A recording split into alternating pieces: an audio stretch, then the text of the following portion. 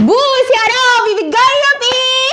النهارده بقى انا طلبت اوردر من بيج بتعمل اكل بيتشي على ايه؟ على النت. قلنا بقى ايه نجرب الميتشي ونسيبنا شويه بالمطاعم. حذر فذر جبت لك ايه النهارده ب 100 جنيه بس. مش عارف انت يعني بتدعمي اكل البيت يعني ولا انت مش عارفه تعملي الاكل؟ ما قدرها زي ما تقدرها. وبعدين ده انا متجوزاك داخله في ال10 سنين. كنت بتاكل من ايد مين ال10 سنين اللي فاتوا؟ ايد امي. افتح. طب تحذر فذر ايه مثلا ممكن يكون فيه؟ ممكن بط مثلا بقول لك ب 100 جنيه. ب 100 انت جنيه نفسك في البط والمحشي؟ تا تا تا تا 3 2 1 اكشن. الآن مع المفاجأة الكبرى. مالك حساك مش مبسوط؟ هو ايه ده؟ ده أرز وده خربوش وده كروسة ودي الرادالس. طب هو مبدئيا الاكل محروق، هو انت هتقولي اسم البيج يعني ولا؟ مش محروق، ده هي محمصة من فوق الوش، محمصة واخدة لون مش شواية. شوية رز بص ندوق الأرز. ايه رأيك؟ لا طرية اهي مش محروقة اهي. بصوا طرية اهي. ملحها ايه؟ حلو صح؟ نفس الملح بتاعنا؟ شوية. ايه رأيك بالرصاص؟ حلوة. لا فيها لسعة، فيها متحرقة. ايه لسعة دي؟ محروقة مش محروقة، لا دي مشوية في الشواية. دوق كده الأرز، دوق الأرز. وبعدين بصوا الكوسة مش محشية للآخر. بصي هو ب 100 جنيه برضو، يعني ما اعرفش اللحمه المفرومه بكام عشان تحط لحمه مفرومه ب 100 جنيه يعني ما ايه. وبعدين الكوسام متهالكه. لا هي مش متهالكه، هي بس يعني وهي بتقورها هتلاقيها اتكسرت منها.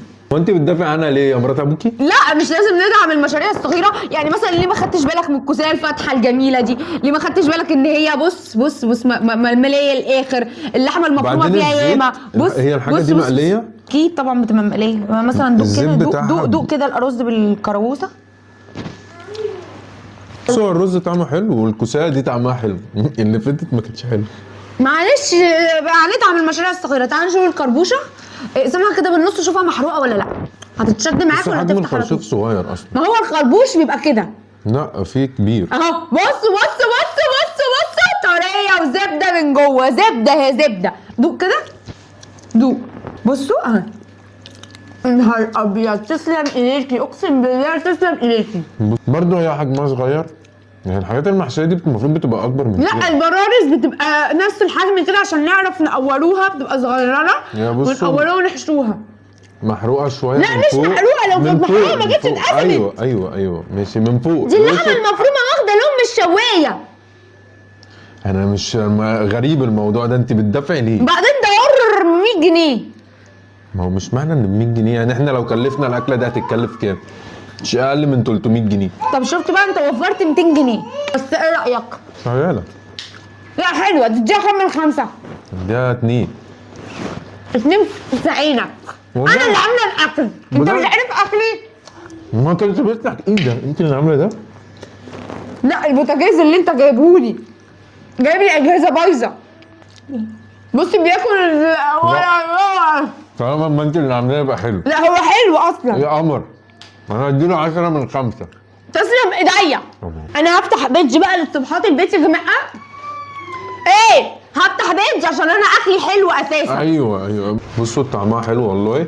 والله انت حلفت بالله. احنا في شعبان. هفتح بيج وهسيب لكم اللينك بتاعها للاكل البيتي. هتشجعني ولا هتخليني الغي الموضوع اصلا؟ لا والله جامد صح؟ ما تنسوش عجبكم الفيديو ندوس ليكي، نعمل كومنتس ونقول اكسبرور وتشجعوني في الكومنتات وتشتركوا في البيج. قصدك ايه؟ بوريهم حلاوتها وطعمها. ايه ده؟ ما هي هتقع ميته. معلش لا عشان طريه بتدوب في البق بتدوب. ماشي. يلا باي.